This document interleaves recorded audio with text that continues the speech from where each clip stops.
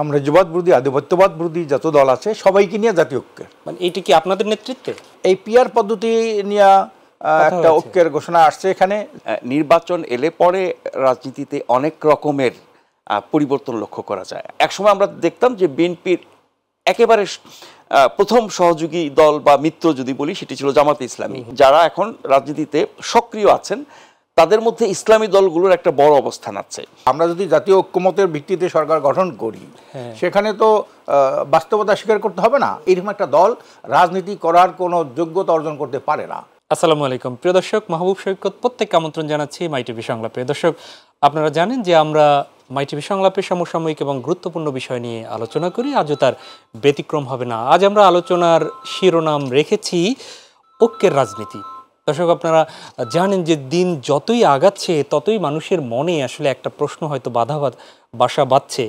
বিশেষ করে রাজনৈতিক দলগুলো যখন বলছে যে মোটামুটি গুরুত্বপূর্ণ বিষয়গুলো সংস্কার শেষ করে দ্রুত নির্বাচনের দিকে আগানোর কথা বলছে, তখন ইসির পক্ষ থেকেও আজকে বলা হয়েছে একটি বিষয় সুনির্দিষ্ট করে, স্থানীয় সরকার নয়, আগে জাতীয় সরকার জাতীয় নির্বাচন নিয়ে ভাবছে কমিশন। সুতরাং এই সবগুলো বিষয় মিলে ইতিমধ্যেই কিন্তু আভাস কিছুটা মিলেছে যে হয়তোবা কাঙ্ক্ষিত সময়ের মধ্যেই জাতীয় নির্বাচন অনুষ্ঠিত হবে। এছাড়া আমরা ঠিক একদিন আগেই দেখেছি যে বাংলাদেশ জামায়াত ইসলামী এবং ইসলামী আন্দোলন বা চরমোনাই পীর তাদের যে দল রয়েছে সেই দলটার একসাথে গতকালকে আমরা দেখেছি যে তারা বসছিলেন। আজকে আবার দেখেছি বিএনপির সাথে খেলাফত মজলিসের মিটিং ছিল, তাদের যুগপৎ আন্দোলনের অংশ হিসাবে যে দলগুলো তাদের। এ সকল বিষয় নিয়ে আমরা কথা বলবো, শুনবো। স্টুডিওতে উপস্থিত রয়েছেন আপনাদের পরিচিত দুজন মুখ। আমি পরিচয় করে দিচ্ছি। আমার ডান পাশে রয়েছেন ইসলামী আন্দোলন বাংলাদেশের প্রেসিডিয়াম সদস্য অধ্যাপক আশরাফ আলী আকন, আপনাকে স্বাগত জানাচ্ছি। এবং আরেকজন রয়েছেন আপনাদের অতীব পরিচিত মুখ, সিনিয়র সাংবাদিক নাজমুল আশরাফ। ধন্যবাদ। আপনাকেও স্বাগত জানাচ্ছি। আমি প্রথমে একটু অধ্যাপক আশরাফ আলী আকন আপনার কাছ থেকেই শুনতে চাই। আমরা যদিও গণমাধ্যমের কল্যাণে বাংলাদেশের মানুষ দেখেছে যে যেটি অনেকটা হয়তোবা নাজমুল আশরাফ ভাই আমার সাথে একমত হবেন হয়তোবা, যেটি অসম্ভব মনে হচ্ছিল বিভিন্নভাবে, সেটি আপনাদের দরজায় জামাতের আমির গেলেন এবং আপনারা ঘোষণা করলেন এক বাক্সে একটা কেন্দ্রে একই বাক্স যাবে, মানে দুজনের জন্য একই ভোট, এরকম বুঝাতে চেয়েছেন। ইতিমধ্যেই কি আপনারা ঐক্য হয়ে গিয়েছেন সবগুলো বিষয়? কি এটা কি বলা যায় যে আপনারা ঐক্যবদ্ধভাবেই নির্বাচন করবেন? Decision final?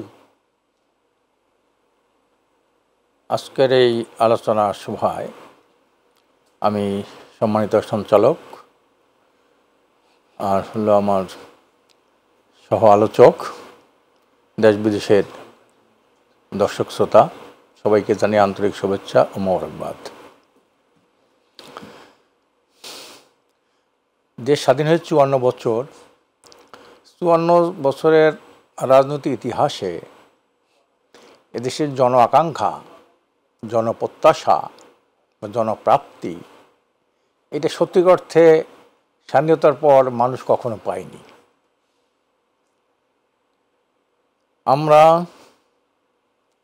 যার বাস্তবতা ৭১ সাল স্বাধীনতার পর থেকে বিভিন্ন সময় যারা সরকারে ক্ষমতায় গিয়েছিলেন, ক্ষমতায় ছিলেন, তাদের কর্মকাণ্ড অনেকটা জনমনে অনেক প্রত্যাশা তারা যে পূরণ করতে পারেনি, এজন্যে জনমনে একটি ক্ষোভ, বিক্ষোভ আছে। সময় সময় মানুষ খুব বিক্ষুব্ধ হয়ে পড়ে, সংক্ষুব্ধ হয়ে পড়ে, যার বাস্তব আমরা দেখতে পাই ৫ই আগস্টের নূতন বিপ্লবের মধ্য দিয়ে। তো এখন দেশের মানুষ চায় নূতন একটা রাজনৈতিক বন্দোবস্ত চায়, একটা রাজনৈতিক সিস্টেম চায়, রাজনৈতিক পদ্ধতি চায়, নির্বাচনের একটা আমূল সংস্কার চায়, রাজনীতির একটা গুণগত পরিবর্তন চায়। এটা মানুষ চায়। এ লক্ষ্যে আমরা যারা ফ্যাসিবাদ বিরোধী,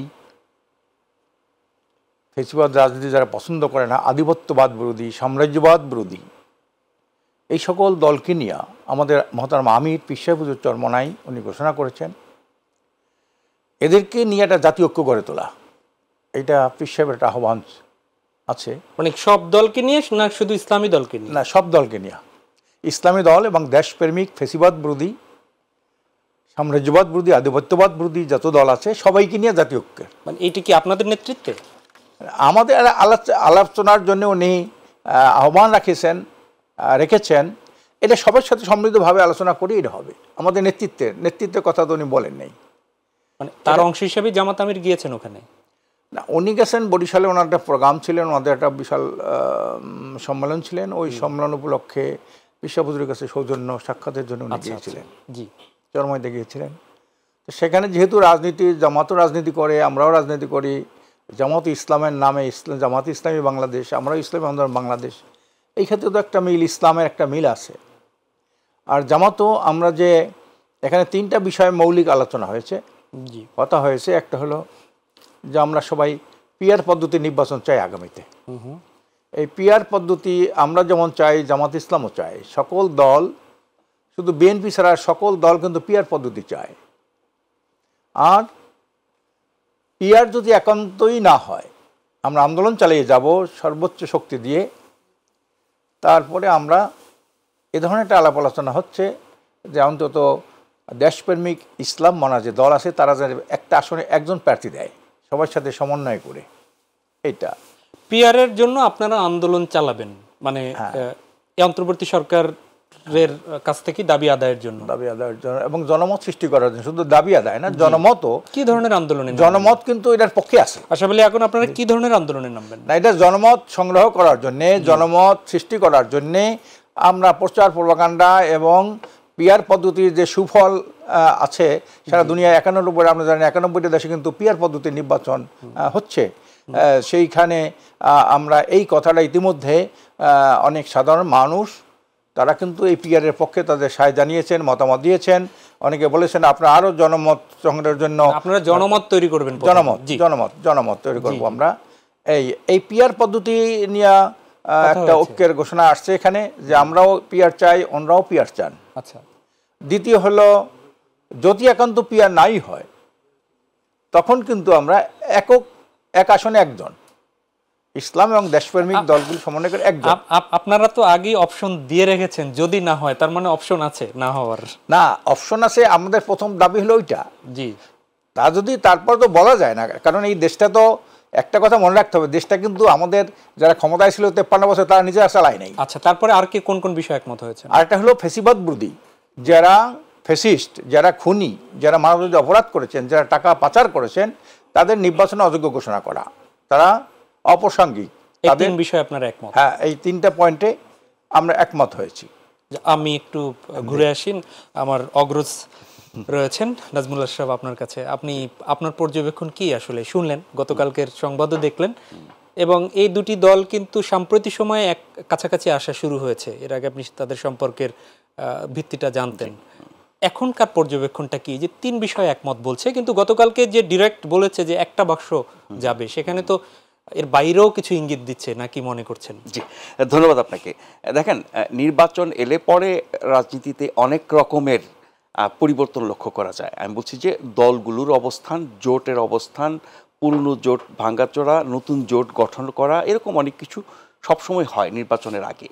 এখন আগামী নির্বাচন কবে হবে, আমাদের প্রধান উপদেষ্টা বলেছেন যে 25-এর শেষে অথবা 26-এর মধ্যবর্তী সময়ের মধ্যে।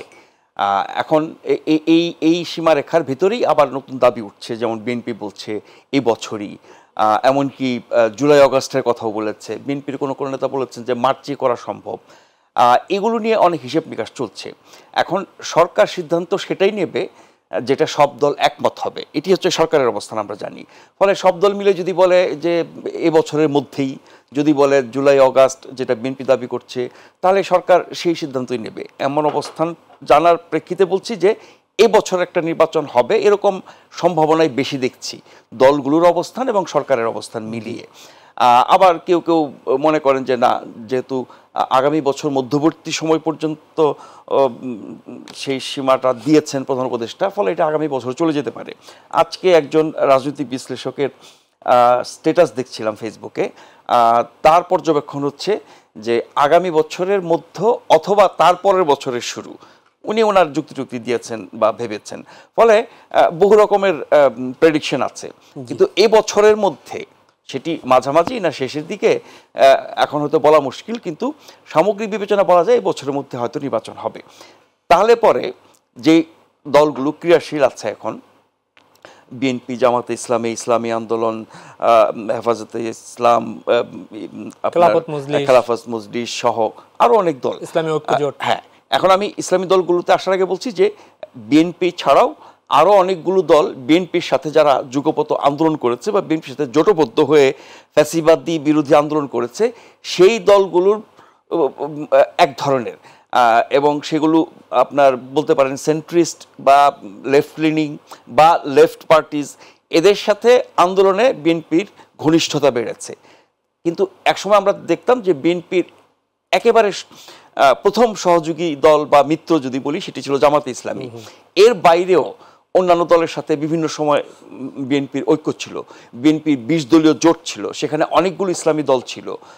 ফলে এই ভাঙাচোরা পরিবর্তন অবস্থান এগুলো হবে, আগেও হয়েছে, কিন্তু এবার অভ্যুত্থানের বাস্তবতায় আওয়ামী লীগ যেখানে নাই, জাতীয় পার্টিও বলা যেতে পারে একরকমের নাই, 14 দলও অনুপস্থিত, ফলে রাজনীতির একটা বড় অংশ যেখানে মাঠে নাই, তারা নির্বাচন করতে পারবে কিনা, করার বাস্তবতা আছে কিনা, সরকার কি সিদ্ধান্ত নেয়, নির্বাচন কমিশন কি সিদ্ধান্ত নেয়, এবং যারা দাবি করছেন তাদের দাবি কতটা পূরণ হয়, সেগুলো দেখবার বিষয়। কিন্তু এই অংশটুকু বাদ দিলে যারা এখন রাজনীতিতে সক্রিয় আছেন তাদের মধ্যে ইসলামী দলগুলোর একটা বড় অবস্থান আছে। বিএনপি এবং বিএনপির সহযোগী যদি বলি যে কিছু বাম দল আছে, আপনার নতুন কিছু দল আছে, গণ অধিকার পরিষদের মতো দল আছে, জুনায়েদ সাকির দল আছে, সিপিবি আছে, এরকম আরো অনেকগুলো, হ্যাঁ। তো সেইগুলো নিয়ে যদি বিএনপির সাথে ধরি একটা অংশ, আর জামাত আপনি ইসলামী দলগুলোর সাথে এক ধরনের যোগাযোগ এই অভ্যুত্থানের পর থেকেই নানানভাবে করেছে, এবং আমরা গণমাধ্যমে অনেক সংবাদ দেখেছি এরকম যে সবগুলো ইসলামী দল মিলে একটা জোট করা যায় কিনা, এরকম আলোচনা, এরকম মতামত গণমাধ্যমে প্রকাশিত হয়েছে। তারই অংশ হয়তো এই যে আপনার জামাতে ইসলামীর সাথে ইসলামী আন্দোলনের বৈঠক, এবং একদিন পরেই বিএনপির সাথে খেলাফত মজলিসের বৈঠক। এখন ইসলাম ঐক্য জোট একসময় একটা মানে জোট ছিল, তার মধ্যে কিছু দল ছিল, সেটি আবার বিভক্ত হয়েছিল। সেই বিভক্তের একটা অংশ বিএনপির সাথে ছিল, একটা অংশ আবার আওয়ামী লীগের সাথে ছিল, তাদের কোনো তৎপরতা আমরা দেখছি না। ফলে ইসলামী দল যেগুলো বিভিন্ন সময় আমরা রাজনীতিতে আন্দোলনে নির্বাচনে সক্রিয় দেখি, তার কিছু আবার ওই আওয়ামী লীগ এবং আওয়ামী লীগের সহযোগীদের মতো তারাও এখন একরকম হারিয়ে গেছে। বাকি যারা এখন সক্রিয় আছেন তারা সবাই মিলে একত্রিত হলে নিশ্চয়ই একটা বড় শক্তি হবে, কিন্তু সবাই মনে হয় একত্রিত হতে পারছেন না। এখানে বোধহয় একটু ভাগবাটোরা হবে, যেহেতু বিএনপি জামাতের সম্পর্কটা এখন একটু দূরত্ব তৈরি হয়েছে, সেই কারণে হয়তো বিএনপিও কিছু ইসলামী দল টানার চেষ্টা করবে। টানার তো এখনো প্রক্রিয়া ওভাবে না, এটা খুবই প্রাথমিক পর্যায়ে, এখন যা দেখছি এটা খুবই প্রাথমিক পর্যায়ে। নির্বাচনের তফসিল ঘোষণার পর হয়তো এই তৎপরতাগুলো আরো জোরদার হবে, এবং নির্বাচনে অংশ নেওয়া পর্যন্ত এই যোগ বিয়োগ ইত্যাদি চলতেই থাকবে। জি, আমরা আপনার কাছে ফিরবো, আমাদের একটা বিরতিতে যেতে হবে, বিরতি থেকে ফিরে এই কথাগুলো শুনবো যে আসলে এই ট্রাম্প কার্ড বলতে একটা কথা থাকে, এই জামাত এবং শাসনতন্ত্র আন্দোলন এইটা কি খুব তাড়াতাড়ি চমকটা হয়ে গেল কিনা, এই বিষয়গুলো নিয়ে আমরা আলোচনা করব। তবে ছোট্ট একটা বিরতি থেকে ফিরে, প্রিয় দর্শক, নিচ্ছি ছোট্ট একটা বিরতি, সঙ্গেই থাকুন। আবার স্বাগত মাই টিভি সংলাপে। দর্শক, বিরতির আগে শুনছিলাম সিনিয়র সাংবাদিক নাজমুল আশরাফের কথা। আমরা চলে যাচ্ছি অধ্যাপক আশরাফ আলী আকন, প্রেসিডিয়াম সদস্য, ইসলামী আন্দোলন বাংলাদেশ। ঐক্যের রাজনীতি নিয়ে আমরা কথা বলছি। আপনি এর আগে যখন আমরা আলোচনায় ছিলাম তখন আপনি বলছিলেন যে আপনাদের সাথে আসলে 3টি বিষয় নিয়ে একমত আপনারা হয়েছেন। তো সেই 3টি বিষয় নিয়ে, তার মানে নির্বাচনে একসাথে পরবর্তীতে করবেন, এখনো সেই বিষয়টি কি স্পষ্ট না? আপনারা যে করবেনই এরকম কোনো আপনারা ফাইনাল হয়নি? তার মানে কি বিএনপির সাথেও আপনাদের অ্যালায়েন্স করার সুযোগটা কি থেকে গেল, নাকি রেখে দিলেন? না, আমরা তো আমাদের আমির মহতারাম আমির পীর সাহেব চরমোনাই, উনি তো একটা জাতীয় ঐক্যের ডাক দিয়েছিলেন। জি, যারা ফেসিবাদ বিরোধী আন্দোলন করেছেন, আন্দোলনে অংশগ্রহণ করেছেন, যারা দুর্নীতি, দুঃশাসন, সন্ত্রাস, মাদকমুক্ত একটা কল্যাণ রাষ্ট্র চায়, তাদেরকে নিয়ে উনি একটা জাতীয় ঐক্য, তাহলে আওয়ামী বিরোধী ফেসিবাদ বিরোধী যে আন্দোলনের সাথে কিন্তু জামাত ইসলাম থেকে শুরু করে বিএনপি থেকে সবাই আছে। এই জন্য হুজুর কিন্তু পরিষ্কার বলেছেন যে সবাইকে নিয়ে আমরা জাতীয় ঐক্য করব এবং জাতীয় সরকার গঠন করব। আর জাতীয় সরকার সুন্দরভাবে গঠন করতে হলে পিআরের কোনো বিকল্প নাই, কারণ পিআরটাই হলো একমাত্র জাতীয় সরকার গঠনের মূল ভিত্তি এবং মূল পদ্ধতি। এই জন্যে এই বিষয়টাও বিএনপির সাথে কথাবার্তা চলছে যে কেন ওনাদের পিআরে ওনাদের সমস্যা কোথায়। ওনারা বলছেন যে আমরা যদি ক্ষমতায় যাই, ক্ষমতায় যাওয়ার পরে আমরা পরবর্তীতে পিআর দেবো। যারা ক্ষমতা আমরা দেখতে পাই যে ইতিপূর্বে যারা এককভাবে ক্ষমতায় গিয়েছিল তারা কখনো এভাবে একটা সিস্টেম যেটা একটা কল্যাণকর, যাতে সংসদ স্থিতিশীল সংসদ হয়, কার্যকর সংসদ হয়, জনমতের 100% প্রতিফলন ঘটে, এইরকম কোনো সিস্টেম ইতিপূর্বে হয় নাই। তা আমরা বলছি যে এটা করেন আপনি, কিন্তু আমরা ঐক্যমতের ভিত্তিতে আমরা এই কাজটা করি। আর আপনারাই তো সরকার ক্ষমতায় যাবেন, আপনারাই তো বড় দল, 3 বার আমরা ক্ষমতায় ছিলেন, কাজে আমরাই তো যাবেন, কাজে এই যে সিস্টেমটা আপনাদের মানতে অসুবিধা কোথায়, আপনারা এটা করেন। এইটা নিয়ে তারা কোনো সদুত্তর এখন পর্যন্ত। তাহলে আপনারা ইসলামী দলগুলো ক্ষমতার রাষ্ট্র পরিচালনার দায়িত্ব যেতে পারছেন না, এটা আপনারা মেনে নিচ্ছেন, বিএনপি না, এটা তো বাস্তবতা। আমরা যদি জাতীয় ঐক্যমতের ভিত্তিতে সরকার গঠন করি সেখানে তো বাস্তবতা স্বীকার করতে হবে না। মানে আপনি খেলতে নেমেছেন রাজনীতির, সেইখানে আপনি গোল দিতে পারবেন না, বিএনপি জিতে যাবে এই মাঠে, এই জন্য আছেন আপনারা। বিএনপিকে তো জিতে যাবে, যদি জিতে যাই আস্থা তাদের থাকে তো অবশ্যই তারা পিআর পদ্ধতি মানতো। মানে তারা নিজেরাও মনে করে না, আপনারা বা ইসলামী দলগুলো আগেই মনে করেছেন যে আপনারা জিততে পারবেন না, তার মানে কি বিরোধী দলে যাচ্ছেন? এইটা মনে করি না, কিন্তু বিএনপিও তো মনে করতে পারতেছে না যে পিআর দিলে তার সরকার গঠন করতে পারবে, এটাও কিন্তু বিএনপি মনে করতে পারবে। আপনারা কি বিরোধী দলে যেতে চাচ্ছেন? বিরোধী দল আর সরকার দলে কোনো না, আমরা তো খেলতে যখন নামে চ্যাম্পিয়ন হওয়ার জন্য তো খেলে, জয়লাভ করার জন্য তো খেলতে নামে, আমরা তো সেই কথাই নেমেছি। যদি বিএনপির সাথে এইতে ঐক্যমত্য হয় তা আমরা জাতীয় সরকার হয়ে গেলাম, তা বিএনপিও তো আমরাও তাই, জামাতও তাই। এই সরকারটা তো বিএনপি সরকার হবে না, হবে জাতীয় সরকার। জাতীয় সরকার হইলে আমরাও তো আছি সেই সরকারে, বিএনপি তো আছে তাই সেই সরকারে, জামাত ইসলাম থেকে শুরু করে যতগুলি দেশপ্রেমিক দল আছে সবাই তো এই জাতীয় সরকারে। পিআর মানে ভোটের আনুপাতিক হারে আপনারা সংসদে আসন চান, তাই তো? হ্যাঁ। সেই আসনে আপনাদের ভোটের আনুপাতিক হার এরকম কোনো আপনাদের পরিসংখ্যান আছে যে বাংলাদেশ ইসলামী আন্দোলন আপনারা কত পার্সেন্ট ভোট পাবেন? এইটা পার্সেন্টেজ তো বলা যাবে না, কিন্তু একটা অভূতপূর্ব সাফল্য আসবে। এইটা হলে আমাদের অবস্থা। আমরা যদি পিআর পদ্ধতি এই দাবিটা যদি আমরা জনগণের মাঝে তুলে ধরছি, ইতিমধ্যে তুলে ধরার পরে কেউ এটার বিরোধিতা করে নাই। কোনো জনগণ, কোনো সিভিল সোসাইটি, কোনো ভালো সাংবাদিক, কোনো বুদ্ধিজীবী, আর কেউ রাজনৈতিক দলের কর্মীরা কেউ এটাকে বিরোধিতা করে নাই। একটি মাত্র দল তারা এটা বিরোধিতা করে। কাজে এইটা আমরা বলছি যে আপনারা যদি জাতীয় সরকারই হয় তো জাতীয় সরকার হলে তো সবাই মিলেই তো সরকার, সেই সরকারে তো ওনারাই তো প্রধান দল থাকে। তো এই সিস্টেম মানিয়ে জাতীয় সরকার করতে অসুবিধা কোথায়? ওনারা বলে যে না আমরা সরকার গঠন করবো, তারপর জাতীয় সরকার। কত বড় একটা দেখেন এই কথাটা কতগুলা অযৌক্তিক, যে একটা লোক এমপি হইতে পারলো না, উনি তার সরকার নিয়ে তাকে মন্ত্রী করে দিল, এটা মানুষ হাসাহাসি করবে না? এই জায়গাটা কিন্তু বুঝে আসে না, যেখানে 91টা দেশ বিশ্বের এই পিআর পদ্ধতির নির্বাচন আছে এবং উল্লেখযোগ্য দেশগুলা, এবং তারা অনেক উন্নত রাষ্ট্র, হ্যাঁ, সেইখানে আছে, কিন্তু এইখানে যে মানতেছে না। আমি মনে করি যে ফেসিবাদ বিরোধী যে একটা চিন্তা চেতনা, এইটাকে আরও জাগ্রত করা দরকার এবং বাস্তবতা বোঝা দরকার। আর এইটা যদি না হয়, নির্বাচনে যদি পিআর পদ্ধতি না আসে, এইটা নিয়ে ভালো একটা সুষ্ঠু নির্বাচন আশা করা খুব মুশকিল।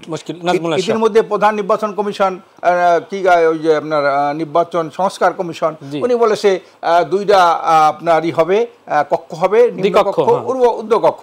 উনি ঊর্ধ্বকক্ষে করবে হইলো পিআর, আবার নিম্নকক্ষ করবে আপনার কি বলে রাখে আপনার ওই যে আসন ভোট। একই দেশে এতটা দেশ, একটা ইউনিটারি দেশ, সেখানে 2 কক্ষ বলার দরকার আছে? এমন কি কোনো প্রদেশ আছে?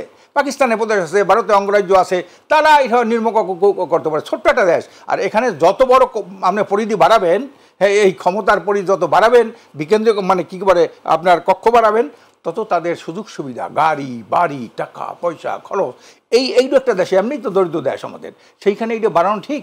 আপনারা বসছিলেন তো, আপনাদের সাথে তো সংশ্লিষ্ট আপনাদের অংশীজনদের সাথে তো বসেছিল নিশ্চয়ই, আপনারা এই কথাগুলো বলেছেন তো? হ্যাঁ, বলছি যে আমরা 1 কক্ষ চাই, আমরা 2 কক্ষ চাই না, এবং টোটাল কক্ষ আমরা পিয়ার পদ্ধতি চাই। এটি কি শুধু ইসলামী আন্দোলন বলেছেন না অন্যান্য দলগুলো? সবাই তাই, দল যারা আছে, যারা অন্যান্য দেশকর্মিক ইসলামী মনা দল আছে, সবাই এক বাক্য যে আমরা সব জায়গায় পিয়ার চাই, অর্ধেক পিয়ার ছাড়া এইটা আমরা চাই না। কল্যাণমূলক রাষ্ট্র গড়তে ইসলামী আন্দোলন মনে করে পিয়ার পদ্ধতির বিকল্প নেই।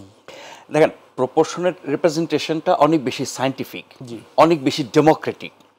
আপনি যদি জনগণের মতামতের ভিত্তিতে সংসদ গঠিত হবে, সরকার গঠিত হবে, দেশ পরিচালিত হবে, যেই পদ্ধতিতে আমরা আছি, এটাও বহু দেশে আছে, তাতে করে কিন্তু মানে সব মানুষের প্রতিনিধিত্ব নিশ্চিত হয় না।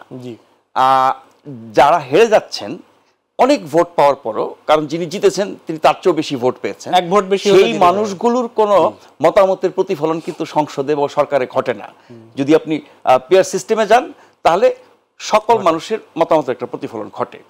আর পিয়ার সিস্টেমে সবচেয়ে বেশি লাভ হচ্ছে ছোট দলগুলোর, কারণ যারা ছোট বা মাঝারি দল, তাদের সারা দেশে যত সমর্থক আছেন, যত ভোটার আছেন, সেগুলোর সামষ্টিক ফল তারা ভোগ করবেন নির্বাচনে, মানে জনপ্রতিনিধি সবার থাকবে। হ্যাঁ, এখন ধরেন একটি দল 300 আসনে প্রার্থী দিল, একটা আসনও পেল না, কিন্তু ভোট কিন্তু মনে করেন যে মানে অনেক পেয়েছে, 10, 15, 20 লক্ষ বা তার চেয়েও বেশি ভোট পেয়েছে।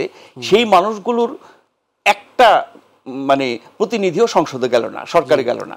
সেদিক থেকে আমি মনে করি পিয়ার পদ্ধতিটা অনেক বেশি কার্যকর গণতন্ত্রের জন্য এবং জনমতের প্রতিফলন ঘটানোর জন্য। এখন পিয়ার পদ্ধতি নিয়ে বিএনপির আপত্তি আছে, অনেকের সমর্থন আছে। যখন সবকিছু মিলিয়ে জাতীয় সংলাপ হবে সরকারের সাথে, তখন হয়তো সিদ্ধান্তটা হবে। কিন্তু বিএনপি যেহেতু এই মুহূর্তে সবচেয়ে বড় দল, তারা আপত্তি করলে এই সিদ্ধান্ত হয়তো হবে না। আরো অনেক বিষয় আছে যেগুলোর ক্ষেত্রে সিদ্ধান্ত হবে না বিএনপি আপত্তি করলে। আমি একটা বিষয় আপনার এখানে বলে শেষ করি যে আপনি রাজনৈতিক ঐক্য, উনি বলছিলেন যে ওনার নেতা জাতীয় ঐক্যের কথা বলেছেন। এখন সেই জাতীয় ঐক্য কি এই মুহূর্তে দেশটাকে সংস্কার করে আরো ভালো অবস্থায় নিয়ে যাওয়া এর জন্য, নাকি নির্বাচনের জন্য, নাকি নির্বাচন পরবর্তী দেশ পরিচালনার জন্য? আমরা তো এই মুহূর্তে কোনো জাতীয় ঐক্য দেখছি না। আন্দোলন পর্যন্ত যে ঐক্য ছিল সেই ঐক্য কিন্তু নানানভাবে বিভক্ত হচ্ছে এবং ফাটল ধরছে। ফলে জাতীয় ঐক্যের জন্য আমাদের হয়তো আরো অনেক চেষ্টা করতে হবে, আরো অনেক অপেক্ষা করতে হবে। এবং বাংলাদেশে বড় বড় ঘটনা ছাড়া আমরা জাতীয় ঐক্য দেখি না। 71-এ আমরা দেখি জাতীয় ঐক্য, 90-এ দেখি জাতীয় ঐক্য, 24-এ দেখি জাতীয় ঐক্য।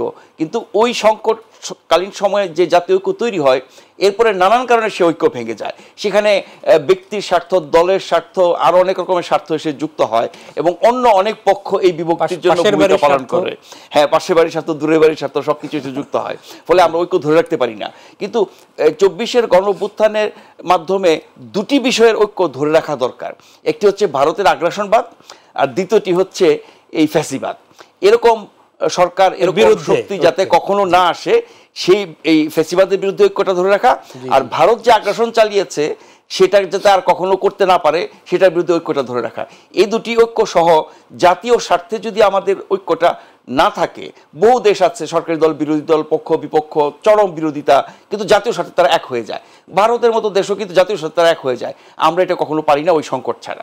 আমি একটু ঘুরে আসি আবার অধ্যাপক আশরাফ আলী আকন। আমি একটু সরাসরি জিজ্ঞেস করছি, সেটি হচ্ছে যে আওয়ামী লীগের ব্যাপারে আপনাদের কি সিদ্ধান্ত কি, বা আপনারা, আওয়ামী লীগ তো এখন পর্যন্ত বাংলাদেশের রাজনৈতিক দল, আগামী নির্বাচনের আওয়ামী লীগ কি নির্বাচনে অংশ নিক, বা আইনগতভাবে তো তাদের এখন পর্যন্ত বাধা নেই? আমরা অনেকবার এই ব্যাপারে আওয়ামী লীগ প্রসঙ্গে কথা বলেছি। জি, আওয়ামী লীগ বিশেষ করে 16 বছরে যে ধরনের নির্বাচনকে তারা কলঙ্কিত করেছে, দেশের টাকা লুট করেছে, দেশের টাকা পাচার করেছে, ভারতকে অযাচিতভাবে তারা যেভাবে দেশের স্বার্থ বিকিয়ে দিয়েছে ভারতের কাছে, কাজে তারপর খুন গুম করেছে, আয়না ঘর করেছে আওয়ামী লীগ, তারপরে মিথ্যা হাজার হাজার মিথ্যা মামলা দিয়েছে। হ্যাঁ, মানুষকে ঘর বাড়ি থাকতে দেয় নাই তারা। তারপর ইসলামপন্থীদের উপরে তাদের একটা ষড়যন্ত্র ছিল, জঙ্গি মৌলবাদী এ ধরনের একটা দিয়ে ইসলামপন্থীদেরকে করেছেন, আপনার হেনস্থা করেছেন, মারাত্মকভাবে করেছেন। কাজে এই যে রাজনীতি হলো দেশটাকেই জঙ্গি রাষ্ট্র বানিয়ে ফেলেছে, নাটক ছিল। হ্যাঁ, এই রাজনীতি তো মানুষের কল্যাণের জন্য, দেশের উন্নয়নের জন্য, মানুষের নিরাপদ জীবনযাপন করার জন্য। কিন্তু আওয়ামী লীগ সকল ক্ষেত্রে মানুষের জীবনকে দুর্বিষহ করে তুলছে, সকল ক্ষেত্রে দেশের সম্পদ পাচার করেছে, দেশটাকে ফোকলা রাষ্ট্রে পরিণত করেছে, রাজনীতিকে একটা আবর্জনা স্তূপে পরিণত করেছে রাজনীতিকে। কাজে এই আওয়ামী লীগ এদেশের রাজনীতির একটা অপ্রাসঙ্গিক দল। কাজে এইটা তারা অন্তত 3 টার্ম যে রাজনীতি মানে ভোটকে তারা গ্রাস করেছে, হরণ করেছে, ভোট থেকে মানুষকে বিরত রেখেছে, এই 3 টার্ম কমপক্ষে তাদেরকে ভোট থেকে বিরত থাকার জন্য আমাদের সিদ্ধান্ত যে 3 টার্ম তারা, আপনাদের এটা দাবি? হ্যাঁ দাবি যে 3 টার্ম তারা নির্বাচন করতে পারবে না। এটা কি আপনারা রাজনৈতিকভাবে এইটার সিদ্ধান্ত নিয়েছেন, নাকি এইটা আদালতের মাধ্যমে সিদ্ধান্ত আসবে, নাকি সরকার এটা নির্বাহী? জনমত, আমাদের জনমতের জন্য আমরা আমাদের দলের পক্ষ থেকে আমাদের মহতারাম আমির এই কথা বলেছেন। জি, সেখানে আপনারা বলেছেন জনমত যদি তাদেরকে মানে নির্বাচনে তারা যদি এখন পর্যন্ত তো আইনতভাবে তাদের আসতে কোনো বাধা নেই, সেক্ষেত্রে যদি আপনি পিআরে যান তাদের তো কিছু ভোট আছে, তারা যদি প্রথমে হলো তাদেরকে অপ্রাসঙ্গিক ঘোষণা, তারা নির্বাচন করতে পারবে না, এই মার্কায় এই নামে নির্বাচন করতে পারবে না। সেই নির্বাচন করার যে নৈতিক ভিত্তি এটা তারা হারিয়ে ফেলছে, নৈতিকতা হারিয়ে ফেলছে। এই দল, এইরকম একটা দল রাজনীতি করার কোনো যোগ্যতা অর্জন করতে পারে না।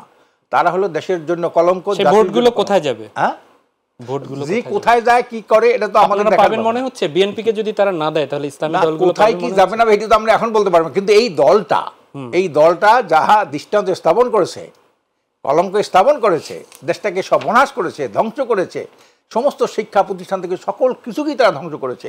এইরকম একটা ধ্বংসনাশক, একটা ধ্বংস স্তূপের উপরে দাঁড়িয়ে এই দল আমার এই যে রাজনীতি করবে কোন মুখে? জি, কোন মুখে? না, ব্যাপারটা হচ্ছে কি যে এখন পর্যন্ত আওয়ামী লীগ নিষিদ্ধ কোনো দল না। আওয়ামী লীগ আমলে আওয়ামী লীগের সরকারের থেকে বা দলের থেকে বিভিন্ন পর্যায়ের নেতৃত্বের থেকে যারা অপরাধ করেছে, গুম, খুন, হত্যা থেকে শুরু করে যত রকমের মানে অন্যায় তারা করেছে, তার অবশ্যই বিচার হওয়া উচিত এবং সেই বিচারের প্রক্রিয়া শুরু হচ্ছে। এখন কতজন বিচারের আওতায় এসেছেন, কতজন বাকি আছেন সেটি নিয়েও আলোচনা আছে, কিন্তু অন্যায় তারা যা করেছেন রাষ্ট্রীয়ভাবে, সরকারিভাবে, দলীয়ভাবে, রাজনৈতিকভাবে প্রত্যেকটার বিচার হওয়া উচিত। এখন যারা অপরাধ করেছেন, অন্যায় করেছেন, তাদের আপনি বিচার করবেন, তাদেরকে আপনি শাস্তি দিবেন, জেলখানায় ভরবেন, রাজনীতি কেন কোনো কিছু করার অধিকার তাদের থাকবে না। কিন্তু এই দলের যারা সমর্থক, আপনি বলছিলেন যারা ভোটার, যারা কর্মী, যারা অন্যায় করে নাই, সেই অংশটা কিন্তু জনগণের একটা বড় অংশ। এখন কত শতাংশ আমরা জানি না, সবশেষ সুষ্ঠু নির্বাচনে সেটি আমরা জানি বিএনপি এবং আওয়ামী লীগের আপনার জনসমর্থন 30 থেকে 40-এর মধ্যে ওঠানামা করেছে, কখনো কখনো সেটা 30 ছাড়িয়ে গেছে, 40 ছাড়িয়েও গেছে। কিন্তু গত 3টি যে ভুয়া নির্বাচন হয়েছে সেটার হিসাব একদম বিশ্বাসযোগ্য না এবং এটা কেউ গ্রহণ করে না। সেখানে তো 8%, 10%, 12% টোটাল ভোটার। হ্যাঁ, তাও সেটা মানে 15, 20, 30 এরকম দেখিয়েছে না।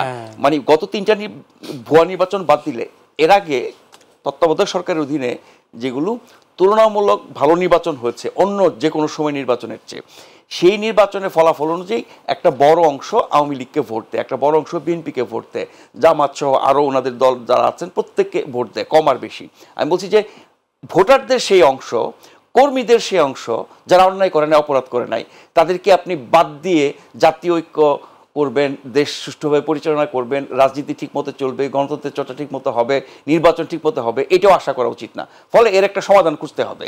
কেউ বলে যে রিকনসিলিয়েশনের মাধ্যমে, কেউ বলে যে অপরাধীদের শাস্তি দিয়ে বাকিদেরকে সুযোগ দেওয়া, কেউ বলে যে উনি যেটা বললেন যে এই দল এই মার্কা যারা কলঙ্কিত হয়েছে ফ্যাসিবাদের কারণে, এই দল এই মার্কা হবে না। তাহলে ওই মানুষগুলো ভিন্ন নামে ভিন্ন মার্কায় নির্বাচন করতে পারে, অথবা যেই নেতৃত্ব বাংলাদেশে ফ্যাসিবাদ কায়েম করেছে, এত রকমের দুঃশাসন কায়েম করেছে, সেই নেতৃত্বের বিপরীতে নতুন নেতৃত্ব আসতে পারে। এরকম অনেক অপশন নিয়ে কিন্তু আলোচনা হচ্ছে, কিন্তু আপনি জনগণের একটা বড় অংশকে বাদ রেখে কোনো কিছু করতে গেলে তার যে ফলাফল হবে সেটি আবার জাতীয় ঐক্য, জাতীয় স্বার্থ, স্থিতিশীলতা, সুশাসন এগুলোর জন্য খুব একটা সুখকর হবে না।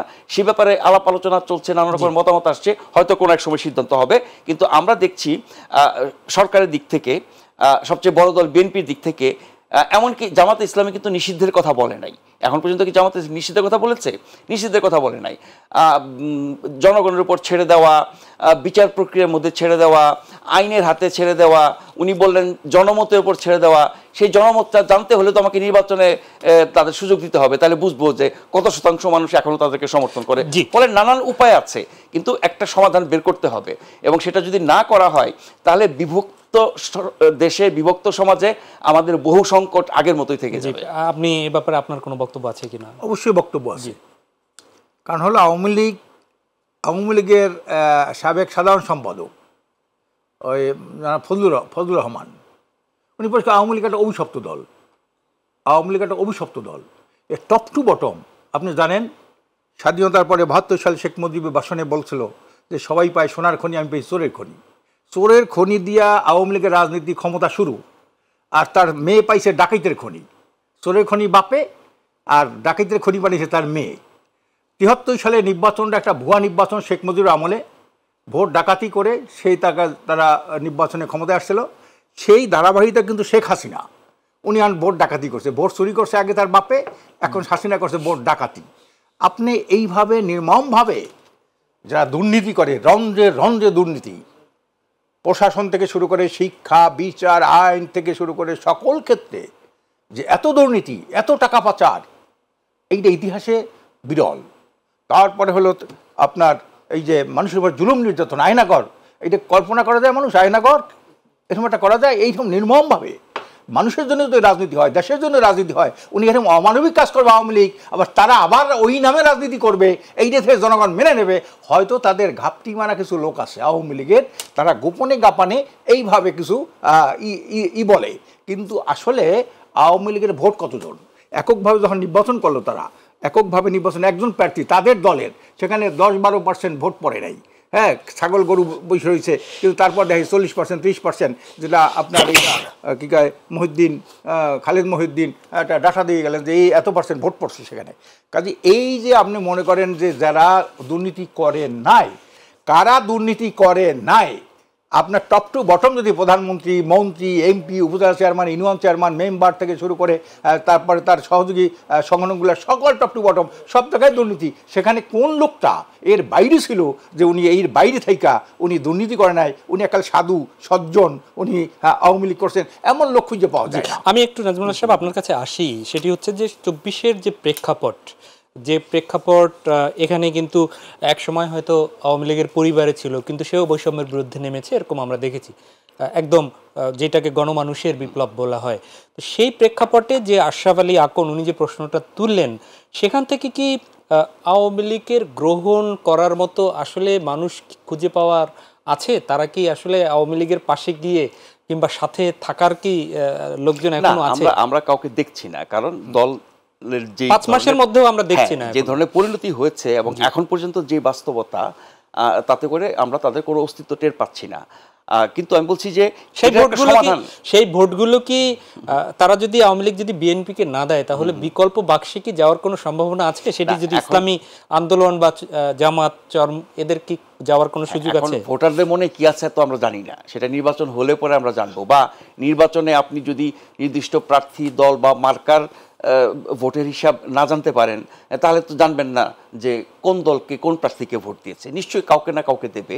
এখন ধরেন তাদের পছন্দের, আমি আওয়ামী লীগের ভোটারদের কথা বলছি, তাদের পছন্দের যখন প্রার্থী বা দল থাকবে না নির্বাচনে, নিশ্চয়ই তাদের কাছাকাছি পছন্দের অথবা কোনো না কোনো হিসাব আছে যে আমার দলের প্রার্থী নাই, তো আমি এই দলের প্রার্থীকে দেব, বা আমার কোনো প্রার্থী নাই, আমি অমুক প্রার্থীকে দেব, এরকমভাবে হবে। কিন্তু আমি বলছি যে এই সংকটটা, এই আওয়ামী লীগের রাজনীতি, আওয়ামী লীগের নির্বাচন, আওয়ামী লীগের অপরাধ, আওয়ামী লীগের বিচার, আওয়ামী লীগের সিদ্ধ থাকা, নিষিদ্ধ থাকা, এগুলোর ব্যাপারে একটা সিদ্ধান্ত সুস্পষ্ট হবে। আমি আগেরবার যেটা বলছিলাম যে অনেক রকমের মতামত আছে, সেগুলো আমি তুলে ধরেছি, কিন্তু তার জন্য একটা সিদ্ধান্ত হতে হবে এবং সেই সিদ্ধান্তটা সরকার সকল দলের সাথে আলোচনা করে নেবে। জাতীয় ঐক্য থাকতে হবে সেই আলোচনায়। নিশ্চয়ই আলোচনায় আমরা ফিরবো, আপনার কাছেও ফিরবো, তবে আরেকটা বিরতি থেকে ফিরে। প্রিয় দর্শক, নিচ্ছি আরেকটা ছোট্ট বিরতি, সঙ্গেই থাকুন। আবারও স্বাগত জানাচ্ছি মাই টিভি সংলাপে। দর্শক, স্টুডিওতে আমাদের সাথে রয়েছেন ইসলামী আন্দোলন বাংলাদেশের প্রেসিডিয়াম সদস্য অধ্যাপক আশরাফ আলী আকন। আপনার কাছে ফিরবো, তবে নাজমুল আশরাফ, আপনার কাছেই আবার একটু যাই। সেটি হচ্ছে বাংলাদেশের প্রেক্ষাপটে নিশ্চয়ই এই যে জামাত ইসলামী, ইসলামী আন্দোলন, এদের এই ঐক্যটা একদমই নতুন। তো অনেকে এটাকে নিয়ে, বিশেষ করে তাদের যারা একটু ইসলামপন্থী দলের আছে, তারা একটা স্বপ্ন বোনা শুরু করেছে, দেখেছেন। এই স্বপ্নটা বোনাটা, সেই জায়গাটা কত দূর তারা আগাতে পারে? তাদের ভোটের আসলে সংখ্যাটা কত? আর একদম ধর্ম নিয়ে বা ইসলামী নাম নিয়ে যে দল স্টাবলিশড হওয়া, সেটাকে কতটুকু চ্যালেঞ্জ আসলে? দেখেন, আমি শুরুতেই বলছিলাম যে এখন যে সব ঐক্য বা সমঝোতা, বোঝাপড়া, বৈঠক, আলোচনা, এটা খুবই প্রাথমিক পর্যায়ে। এই অবস্থানে 1 মাস পরে না থাকতে পারে। নির্বাচনের তফসিল ঘোষণার পরে কি অবস্থা হবে, নির্বাচন পর্যন্ত কি অবস্থা হবে, অনেক রকমের রদবদল হবে। আমরা কিন্তু অভ্যুত্থানের পরপর আমি শুরুতে বলছিলাম যে সবগুলো ইসলামী দল মিলে একটা জোট করতে পারে কিনা, অনেক বড় একটা শক্তি হবে, সেরকম আলোচনা, সেরকম মতামত, সেরকম প্রতিবেদন আমরা বিভিন্ন গণমাধ্যমে দেখেছি। কিন্তু এখন আবার এদিক সেদিক দেখছি। এই মুহূর্তে যেহেতু বড় দল হচ্ছে বিএনপি এবং জামাত, ফলে ইসলামী দলগুলো এই দুই দলে বিভক্ত হয়ে যেতে পারে, এটা একটা অপশনের কথা বলছি। কিন্তু সবগুলো ইসলামী দল বিএনপির সাথে থাকবে বা জামাতের সাথে থাকবে বা সব ইসলামী দল মিলে একটা জোট হবে, তার সম্ভাবনা আমি খুব বেশি দেখি না। কারণ দেখেন, সবাই কিন্তু ইসলামপন্থী রাজনীতি করেন, ইসলাম ধর্ম তো একটাই, তাহলে এতগুলো দল কেন এক হতে পারে না, বা এতগুলো দলের কি প্রয়োজন? সবাই যদি মনে করে দেশে ইসলামী শাসন কায়েম করা দরকার, তা সবাই মিলে তো একটা দলই করতে পারে। নিশ্চয়ই মতভেদ আছে, কিভাবে, কোন পন্থায়, ইত্যাদি ইত্যাদি। ফলে এই ইসলামী দলগুলো একটা শক্তি, আবার বাম দল, মধ্যপন্থী দল, নতুন দল, এরা একটা শক্তি। মোটা দাগে বোধহয় এরকম ভাগও হতে পারে যে জামাতের সাথে অনেকগুলো ইসলামী দল থাকবে, উল্লেখযোগ্যগুলো, বিএনপির সাথে গণতান্ত্রিক, মধ্যপন্থী, বামপন্থী দল হতে বেশি থাকবে। যেহেতু বাংলাদেশের রাজনীতিতে এবং নির্বাচনে ধর্ম একটা বড় ফ্যাক্টর, যেটাকে বড় দলগুলো বিভিন্ন সময় কাজে লাগিয়েছে, সেই ক্ষেত্রে বিএনপি ভাবতে পারে তারা ইসলামী শক্তি থেকে দূরে সরে গেল কিনা, এই সুযোগটা আবার জামাত নিল কিনা, সেই জন্য কিছু কিছু ইসলামী দল বা সংগঠনকে তাদের সাথে রাখবে। প্রক্রিয়া শুরু হয়েছে। এটাকে কেন্দ্র করে কেউ জামাতের সাথে বিএনপির যোগাযোগটাও তো বাড়তে পারে, এটাও তো ঘটতে পারে। কিন্তু যে বাস্তবতা এখন আছে, আমি বলছি যে মাইনাস আওয়ামী লীগ জাতীয় পার্টি 14 দল, যে বাস্তবতা, এই অবস্থা যদি নির্বাচন হয়, সেক্ষেত্রে বিএনপি জামাতের ঐক্য আবারও হওয়ার কোনো সম্ভাবনা আমি দেখি না। কারণ এই দুটি দল ভোটের রাজনীতিতে না, ভোটের রাজনীতিতে না, ফ্যাসিবাদ বিরোধী অবস্থান তো এক না, ফ্যাসিবাদ বিরোধী অবস্থান তো সবার। জি, মানে আওয়ামী লীগ এবং তার সহযোগীরা ছাড়া যত রাজনৈতিক দল আছে, এমনকি সাধারণ নাগরিক, সামাজিক সংগঠন, আপনার পেশাজীবী সংগঠন, যা যা শক্তি আছে সমাজের, রাজনৈতিক, অরাজনৈতিক, সবাই তো ফ্যাসিবাদ বিরোধী। ওই অবস্থানটা তো কমন সবার জন্য, ওইখানে তো ঐক্যটা হয়েছে, ওইটার কারণে তো গণঅভ্যুত্থান হয়েছে। কিন্তু ওইটার ভিত্তিতে যে সবকিছুতে ঐক্য হবে তা কিন্তু না। অন্যান্য ক্ষেত্রে বাস্তবতা অনুযায়ী, বিষয় অনুযায়ী, সময় অনুযায়ী এক একজনের অবস্থান আলাদা হবে। 5ই অগাস্টে যেভাবে গোটা দেশ আওয়ামী লীগ এবং তার সহযোগী দোসরদের বিরুদ্ধে মাঠে নেমে অকাতরে জীবন দিয়ে সরকারের পতন ঘটিয়েছে, সেই বাস্তবতা তো এখন নাই। প্রত্যেকটা দল, প্রত্যেকটা মানুষ, প্রত্যেকটা শ্রেণী পেশার মানুষ যার যার অবস্থানে ফেরত গেছে এবং নানান মত, নানান পথ ধরে তারা চলছেন। এটাই স্বাভাবিক, এটাই বাস্তবতা, গণতন্ত্রে তাই হয়। ফলে ওই ফ্যাসিবাদ বিরোধী ঐক্য আর ভারতের আগ্রাসন বিরোধী ঐক্য, এই দুইটা কতদিন লাস্টিং করে সেটা দেখার বিষয় আছে। অন্তত এই দুইটা একটা জাতীয় ঐক্যের ভিত্তি হতে পারে। অনেক ধন্যবাদ নাজমুল আশরাফ ভাই। আমরা প্রিয় দর্শক, আমরা নাজমুল আশরাফ ভাইয়ের কাছ থেকে এই অনুষ্ঠানে আপাতত এখানেই আপনাকে বিদায় দিচ্ছি।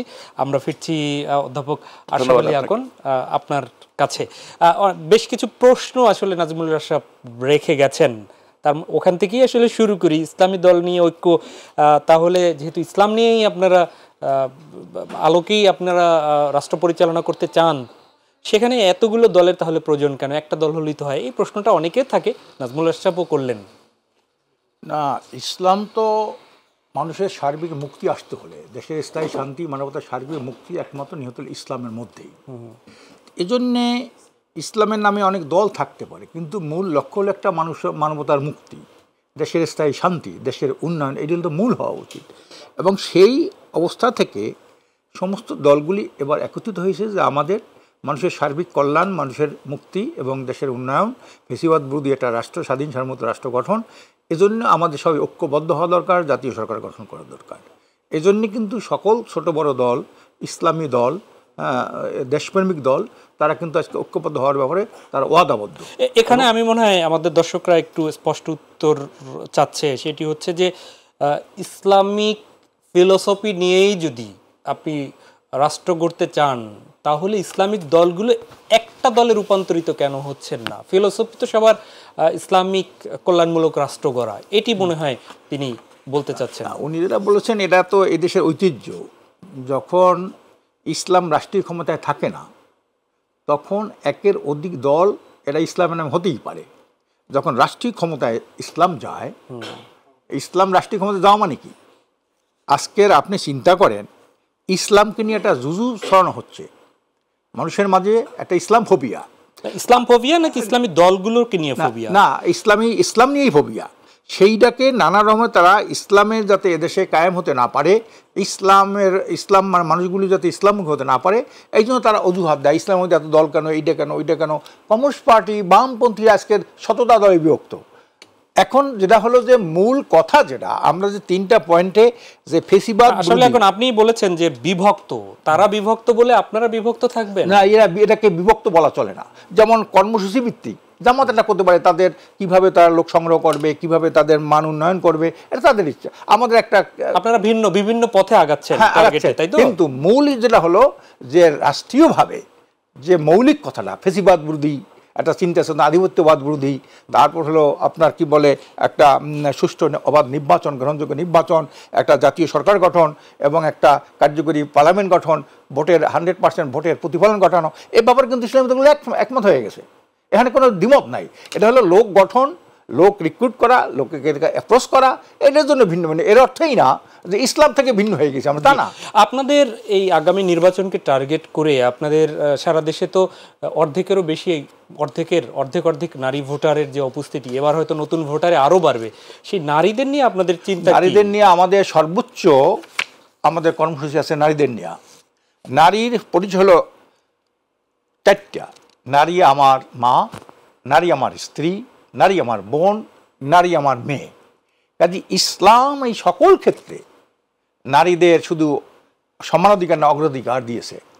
আপনি জানেন যে নারীর স্বাধীনতা, আগে ইসলাম আসার আগে নারীদেরকে, বাচ্চাদের, নারী শিশুদেরকে জীবন্ত কবর দিত, তাদের কোনো অধিকারই ছিল না, স্বীকৃতি ছিল না। এইটা তো ইসলাম প্রতিষ্ঠা করেছে। নিশ্চয়ই সেখানে প্রশ্নটা না, কিন্তু যেটা বললাম যে এই নারীদের ব্যাপারে আমরা সর্বোচ্চ অবশেষে জাতির কল্যাণে, দেশের উন্নয়নে নারীদের একটা বিশাল ভূমিকা, এইটা আমরা নারীদের কাছে বলতেছি। তারা এখন যেমন বিশ্ববিদ্যালয়ে পড়াশোনা করছে, চাকরি করছে, বিভিন্ন জায়গায় অবস্থান করছে, যে যার মতো করে ধর্ম পালনও করছে। সেখানে তো একটা সবার মধ্যে, আপনার পরিভাষায় ফোবিয়া হোক, ভীতি হোক, যে ইসলামী দলগুলো আসলে তাদের এই চলাফেরার জায়গায় কি আপনারা রেস্ট্রিকশন আরোপ করবেন কোনো, নাকি সেখানে কোনো ভীতির কোনো অবস্থা? রাষ্ট্রীয় একটা সামাজিকতা যে নারী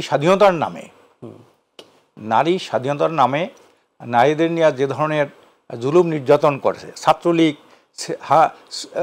দর্শনে সেঞ্চুরি করলো। এই জাহাঙ্গীরনগর বিশ্ববিদ্যালয়ের ছাত্রলীগ কেন্দ্রীয় সভাপতি, মানে বিশ্ববিদ্যালয়ের সভাপতি, এই নারীদের যে একটা সম্মান, মর্যাদা, এইটার উপরে কেউ যাতে আঘাত আনতে না পারে, কোনো দল, কোনো ব্যক্তি, কোনো সুশীল সমাজ, কোনো প্রগতিবাদী নারীকে ব্যবহার করে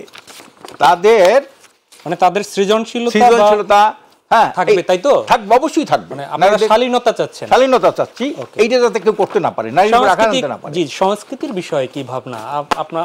মানে এখন তো নানামুখী সংস্কৃতির দেশ এটি, বিভিন্ন ধর্ম এবং বর্ণের এই কালচারের সংস্কৃতি তো অনেকগুলা, সংস্কৃতির পরিধি কিন্তু অনেক ব্যাপক। যেমন আমার ব্যক্তিগত চলা ফেরা, খাওয়া দাওয়া, মত অভিমত থেকে শুরু করে রাজনীতি কিন্তু একটা সংস্কৃতি আছে, রাজনীতিরও একটা সংস্কৃতি আছে, ঠিক না? সার্বিকভাবেই কিন্তু সংস্কৃতি। তা যে সংস্কৃতি সৃজনশীল, যে সংস্কৃতি গঠনমূলক, যে সংস্কৃতি উন্নয়নের সহায়ক, মানব চরিত্র উন্নয়নের সহায়ক, একটা মানুষকে আসল মানুষে পরিণত করার সহায়ক যে সংস্কৃতি, আমরা সেই সংস্কৃতি চাই। না, সেটি কি এবং আপনাদের সাথে যুক্ত হলে, আপনাদের ভোট দিতে হলে, অথবা আপনারা যদি কোনো আসনে এই যে পিআর সিস্টেমে গেলেও ওই এলাকায়, ওখানে কি আপনাদের মুরিদ হতে হবে? প্রশ্নই আসে না। মুরিদ একটা ভিন্ন জিনিস। মুরিদ হলো আমি আমার জীবনটাকে একজন ব্যক্তির কথা মনে যে আমার জীবনটাকে সুন্দর করব, সফল করব, সার্থক করব, আমার আত্মশুদ্ধিটা হবে। আমি কোনো অন্যায় কাজ করব না, মানুষের কোনো ক্ষতি করব না, দেশের কোনো ক্ষতি করব না, দেশের বিরুদ্ধে কোনো ষড়যন্ত্র করব না। এটা নাকি আত্মশুদ্ধি বলে। এই আত্মশুদ্ধির জন্য যারা একটা ভালো মানুষ, কামেলে ইনসান হতে চায়, এই কামেলে ইনসান যারা হতে চায় তারা পীরের ভক্ত হবে, মুরিদ হবে। আপনাদের সাথে এখন সুসম্পর্ক জামাতের, আপনাদের এই নির্বাচন যত আগাবে, নির্বাচনকে কেন্দ্র করেই তো আগাবে, সেখানে আপনারা একমত না হতে পারলে মানে তাদের গ্যাপগুলো আবার বলা শুরু করবেন, নাকি আপনাদের এই ঐক্যটা আসলে থাকবে দেশের স্বার্থে? আমাদের এই কথা কর্মসূচি নিয়ে আমরা সামনে বাড়বো। আমাদের যে কর্মসূচি আমরা দিয়েছি, যেটা একটা সুষ্ঠু নির্বাচন, একটা জাতীয় সরকার, খুব ছোট্ট করে বলবেন। ফেসিবাদ বিরোধী এই যে একটা চিন্তা চেতনা, মননশীলতা, আধিপত্যবাদ এবং ফেসিবাদ এবং সাম্রাজ্যবাদ, এই কয়টা পয়েন্টে, মৌলিক পয়েন্টে আমরা একমত হয়েছি। এই যে যারাই আসবে যেন অনেক দেশপ্রেমিক দল আছে, যেমন দেশপ্রেমিক দল এবি পার্টি, তারপরে হলো গণ অধিকার ভিপি নুর হোসেন নূর থেকে শুরু করে, তারপরে ববি হাজদার সাহেবের দল থেকে শুরু করে, এই সকল দলের সাথে তো আমাদের কথাবার্তা হয়। তারা তো একটা দেশের কল্যাণ রাষ্ট্র চায়। এই কল্যাণ রাষ্ট্র যারা চায়, দুর্নীতি, দুঃশাসন, সন্ত্রাস, মাদক মুক্ত একটা সুখী সমৃদ্ধ কল্যাণ রাষ্ট্র যারা চায়, তাদের সাথে আমরা জাতীয় ঐক্য গড়ে তুলব। সেই ঐক্যের নেতৃত্ব আপনারা দিবেন না জামাত সামনে না, এটা সম্মিলিতভাবে পরামর্শ করে যে যাকে সবাই নেতা মানে সে নেতৃত্ব দেবে। অনেক ধন্যবাদ জনাব অধ্যাপক আশরাফ আলী আকন, আমাদের স্টুডিওতে এসে উপস্থিত হওয়ার আপনাকে জন্য। ধন্যবাদ, অনেক ধন্যবাদ। প্রিয় দর্শক, এই ছিল আমাদের আজকের আয়োজন। দেখা হবে পরবর্তীতে। ততক্ষণ পর্যন্ত আপনারা ভালো থাকুন। আজকে আমরাও অতিথিদের সাথে আমরাও চাই দেশ থাকুক ভালো, এবং সেই ভালো দেশ থাকতে কল্যাণমূলক দেশ গড়তে ঐক্য খুবই জরুরি। সেই ঐক্যবদ্ধভাবে থাকার জন্য আসুন আমরা সবাই বিভেদ ভুলে একটি কল্যাণমূলক রাষ্ট্র গড়ি, আর সেক্ষেত্রে আমরা যে যার জায়গা থেকে ভূমিকা পালন করি। আল্লাহ হাফেজ।